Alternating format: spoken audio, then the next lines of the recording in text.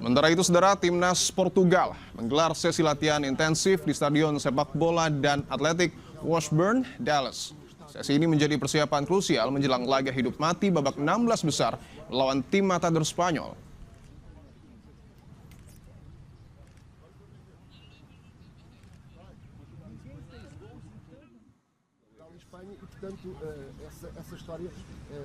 Kapten tim nasional Portugal Cristiano Ronaldo mengirimkan pesan emosional menjelang laga hidup mati pada babak 16 besar Piala Dunia 2026 melawan Spanyol di Dallas, Texas. Mega bintang berusia 41 tahun tersebut secara resmi mengkonfirmasi bahwa turnamen di Amerika Utara ini akan menjadi Piala Dunia terakhir dalam karir legendarisnya.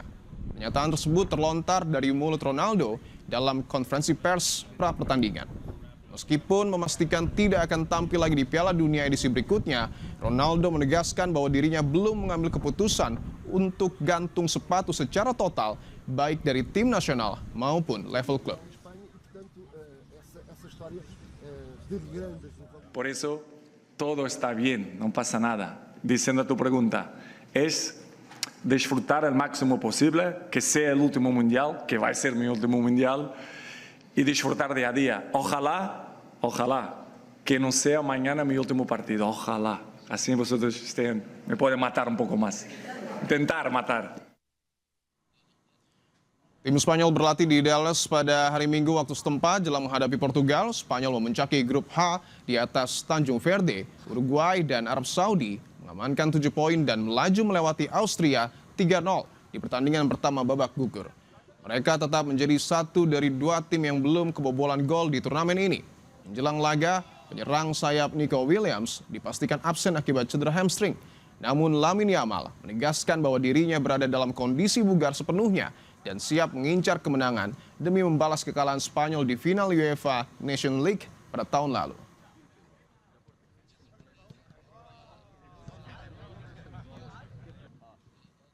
Sementara itu, saudara, tim nasional Argentina gelar sesi latihan fisik di Kansas City, Missouri pasca kemenangan dramatis 3-2 atas Tanjung Verde lewat babak perpanjangan waktu. Skuad Albiceleste harus berjuang keras hingga menit ke-111 sebelum akhirnya mengunci tiket kelolosan.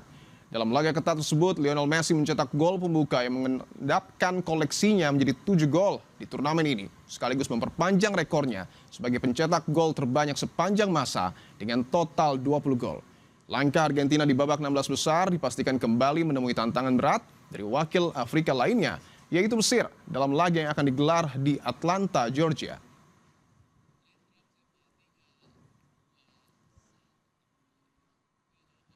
Saudara, Presiden Donald Trump turun tangan dalam kasus pemain sepak bola Folarin Balogun yang diganjar kartu merah. Trump pun meminta FIFA menganulir skorsing terhadap Balogun.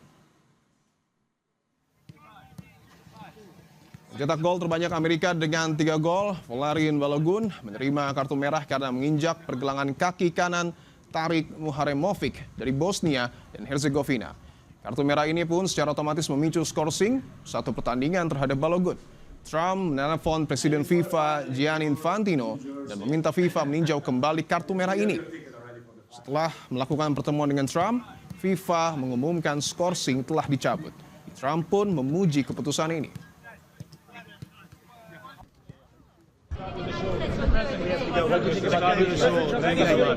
Thank you. It's great.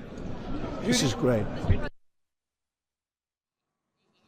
Laga babak 16 besar Piala Dunia 2026 antara Spanyol dan Portugal dijadwalkan berlangsung pada Selasa 7 Juli 2026 pada pukul 2.00 waktu Indonesia Barat di Texas, Amerika Serikat. Pertandingan bertajuk Derby Iberia ini menjadi panggung adu taktik yang sangat dinantikan, mempertemukan generasi emas baru Spanyol yang dimotori oleh bintang muda Lamine Yamal melawan ketangguhan veteran Portugal yang dipimpin oleh Cristiano Ronaldo. Kita ulas bersama analis sepak bola Firzi Idris yang sudah hadir di studio Newsroom Kompas TV. Bung Firzi. Ya, apa kabar, Dibo? Alhamdulillah baik. Terima kasih sudah datang ke studio baru kita, Bung Firzi. Saya ingin langsung ajak Anda untuk melihat visual yang ada di depan kita saat ini. Ada generasi baru di Spanyol, Lamine Yamal, dan juga ada sang legenda hidup Cristiano Ronaldo. Bagaimana Anda menganalisa pertandingan nanti malam, duel antara kedua tokoh ini? Ya, sang raja dan penerusnya ya, pemegang mantel dari mungkin pemain terbaik dunia berikutnya, maybe the future Ballon d'Or winner menghadapi Ronaldo dengan segenap Ballon d'Or yang dia miliki. Pertandingan akan sangat menarik, dan yang menarik sebenarnya dari kedua tim ini adalah mereka dua tim yang mungkin belum terlalu benar-benar berbicara banyak ya di turnamen, terlepas dari kemenangan kemarin ketika menghadapi Austria, Spanyol, dan juga Portugal sendiri walaupun menang lawan Uzbekistan, tapi saya pikir masih banyak yang bisa dipertunjukkan oleh mereka. Dan kalau kita ingat Piala Dunia dari tahun ke tahun mungkin nggak selalu dimenangkan oleh tim yang selalu menghibur dan mencetak gol paling banyak. Bukan tim-tim kayak Prancis seperti itu, tapi bisa jadi tim yang permainannya menunjukkan grafik meningkat, dan itu yang bisa menjadi juara dunia pada akhir turnamen. Siapa yang bisa menemukan peak performance mereka pada saat tepat, itu sih. Dan yang menarik kalau kita ulas soal usia, karena betul dua orang ini sama-sama mega bintang, tetapi yang satu berusia 18 tahun, yang satu berusia 41 tahun. Kalau melihat usia dan juga style permainan dari kedua pemain ini, siapa yang kemudian akan lebih bersinar nanti malam? Ya, kita tahu Roberto Martinez, pelatih Portugal, dia sudah bilang Ronaldo adalah bagian inti dari tim. Artinya dia nggak akan diistirahatkan, dan kemarin dia hanya ditarik keluar pada menit ke-80 ya. Setelah tampil penuh dalam 3 pertandingan sebelumnya. Lawan Kroasia baru dia keluar menit 80, dan kemudian dia memang mencetak 1 gol penalti, tapi sebenarnya dia mencetak 1 gol lagi yang menurut saya jauh lebih bagus, yang dia sekali kontrol bola dengan kakinya terus melakukan tembakan lob, tapi itu dianulir karena offside. Kita lihat Portugal main untuk kekuatannya Ronaldo, yaitu memberikan umpan-umpan silang yang umpan-umpan silang yang cepat. Tapi kalau kita perhatikan Ronaldo dari 19 sentuhan para pemain timnas Portugal di kotak penaltinya Kroasia ketika itu, Ronaldo hanya satu sentuhan di kotak penalti. Itu adalah jumlah yang sangat minim. Artinya teman-temannya berusaha memberikan bola kepada dia, tapi Ronaldo belum berada di posisi ideal dan timing ideal untuk mencapai bola itu, kecuali 1 momen gol yang dianulir. Sebaliknya bagi Lamine Yamal, kita tahu Lamine ini memberikan directness, agresivitas, vertical attack yang membuat timnas Spanyol di bawah Luis de la Fuente itu berbeda dari era Tiki Taka, dari era Luis Enrique sebelumnya. Pelatih Luis de la Fuente menggabungkan possession based football dengan agresif serangan vertikal, terutama dari sisi wide flank. Dan itulah di sana di mana Yamal bermain.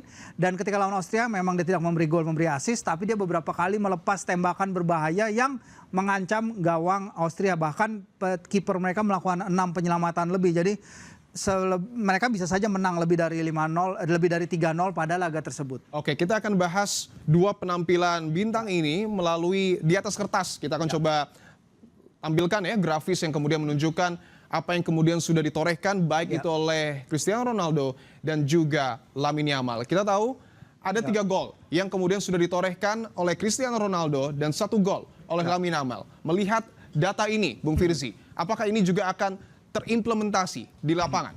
Iya, kita lihat memang Ronaldo melepas banyak tembakan ya. Itu udah wajar dari apa yang dia lakukan. Dia sering mengambil tembakan dari posisi-posisi di luar kotak penalti.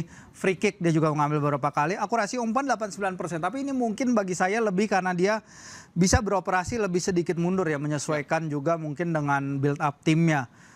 Tapi dia juga adalah sosok yang suka berada di dalam kotak penalti. Dan kalau dia emang lebih suka berada di dalam kotak penalti, timnya harus lebih menemukan dia itu tadi. Kita lihat di pertandingan lawan Kroasia, Pedro Neto, Rafael Leao sering memberikan umpan-umpan ke sisi tengah lapangan. Tapi seringkali memang bola tidak nyampe ke dia. Dan ini yang harus ditambahkan. Tapi terlepas itu pun kita bisa lihat angkanya mirip ya dengan Lamine Yamal. Yamal memang sebenarnya ada hasil yang ketika menghadapi Cape Verde ya, dia tidak mereka ditahan, tapi Yamal kita tahu datang ke turnamen ini tidak 100% fit, dia merawat cedera.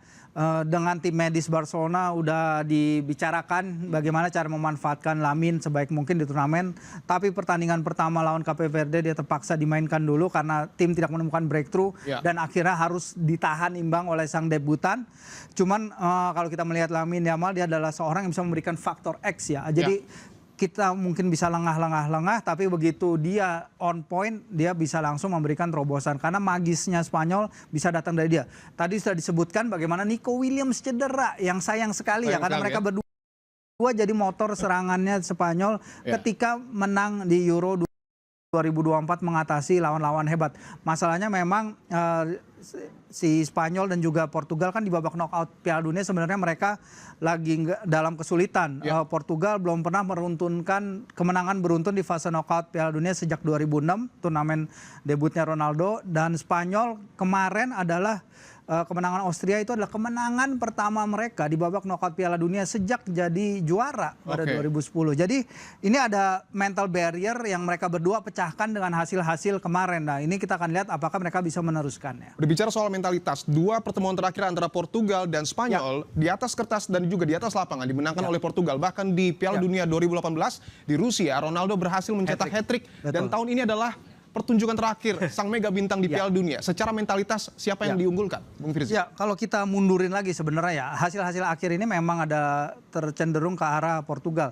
Tapi kemenangan kemarin di Nations League itu adalah pertama kalinya Portugal bisa menang atas Spanyol dalam kurun waktu sejak 2010. Jadi dari 43 pertemuan ini, dua Liberia ini, Portugal tuh hanya menang 7 kali sebenarnya. Jadi kalau ditarik ke belakang memang Spanyol historically adalah tim yang lebih hebat. Tapi kita lihat sekarang di tim Portugal ini mungkin mereka memiliki the best midfield di turnamen ya. Dengan Vitinha, João Neves, Ruben Neves, Bruno Fernandes terutama.